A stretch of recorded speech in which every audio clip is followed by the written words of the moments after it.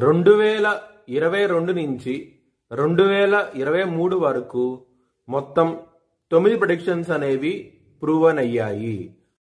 Hi friends, welcome to HLN జ్యోతిష్యాలయం. ఈ video ఆఖర్లో నా ప్రూవన్ ప్రెడిక్షన్స్ ఉన్నాయి. మీరు కనుక నా వాట్సాప్ గ్రూప్లోకి యాడ్ అవ్వాలనుకుంటే కనుక ఇక్కడ మోర్ అని ఉంటుంది, ఆ మోర్ మీద క్లిక్ చేయండి. ఇలా డిస్క్రిప్షన్ ఓపెన్ అవుతుంది. డిస్క్రిప్షన్ ఓపెన్ అయిన తర్వాత ఇక్కడ వాట్సాప్ గ్రూప్ లింక్ ఉంది, అట్లాగే ఇక్కడ మోర్ అని ఉంటుంది ఇంకా. సో ఇవన్నీ లింక్స్ అనమాట. ఈ లింక్స్ అన్ని కరెక్టే. పలానా టైంలో ప్రూవన్ అయింది అనుకుంటేనే నా ఛానల్ సబ్స్క్రైబ్ చేసుకోండి. ఇలా నా వాట్సాప్ గ్రూప్ లింక్ ఉంటుంది, జాయిన్ గ్రూప్ అని ఉంటుంది. కన్యా రాశికి అధిపతి బుధుడు. కన్యా రాశిలో ఉత్తర 2, 3, 4 పాదాలు, హస్త 4 పాదాలు, చిత్త 1, 2 పాదాలు ఉంటాయి. ఈ నక్షత్రం వాళ్ళందరికీ నేను చెప్పే మాస ఫలితాలు వర్తిస్తాయి.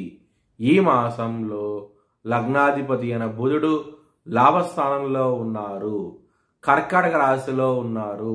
కర్కాటక రాశికి అధిపతి చంద్రుడు. చంద్రుడికి బుధుడికి అంత మంచి ఫలితాలంటూ ఉండవు. బుధుడు బలం తక్కువగా ఉంటుంది కర్కాటక రాశిలో. ఎప్పుడైతే 19వ తారీఖు నుంచి బుధుడు సింహరాశికి వస్తారో మీకు మంచి డెవలప్మెంట్స్ అంటూ ఉంటాయి. ముఖ్యంగా ఎవరైనా సరే విదేశాలకు వెళ్ళాలనుకుంటే కనుక చాలా మంచి ఫలితాలు అంటూ ఉంటాయి.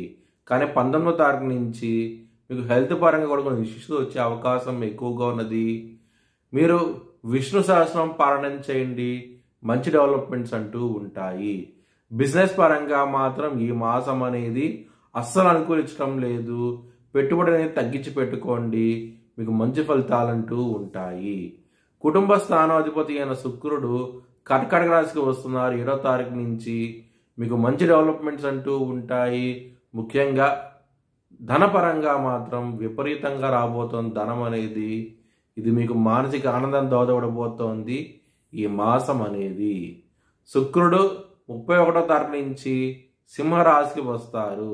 31వ తారీఖు నుంచి మాత్రం మీకు ధనపరంగా నష్టం వచ్చే అవకాశం ఎక్కువగా ఉన్నది. కొంచెం జాగ్రత్త అంటూ ఎక్కువ తీసుకోండి. రోగ శత్రు స్థానంలో శని ఉన్నారు. శని 6వ స్థానంలో ఉండటం మంచిది. కానీ ఎవరికైతే జన్మజాతకంలో శని బలహీనంగా ఉంటారో వారికి మాత్రం శత్రువుల మూలంగా ఇబ్బంది పడే అవకాశం ఎక్కువగా ఉన్నది. లవర్స్కి ఇబ్బంది పడే అవకాశం ఎక్కువగా ఉన్నది ఈ మాసం అంతాను. కొంచెం జాగ్రత్త అంటూ ఎక్కువ తీసుకోండి. కెరియర్ పరంగాను మ్యారేజ్ పరంగాను ఈ మాసం అనేది మంచి డెవలప్మెంట్స్ అంటూ ఉంటాయి. ఎటువంటి ఇబ్బందికరమైన వాతావరణం అంటూ ఉండదు.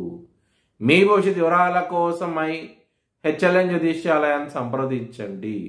2024 భారత్ ప్రైమ్ మినిస్టర్గా నరేంద్ర మోడీ రీఎలక్ట్ అవుతాడని చెప్పి నేను మార్చ్ 2022లో చెప్పడం జరిగింది.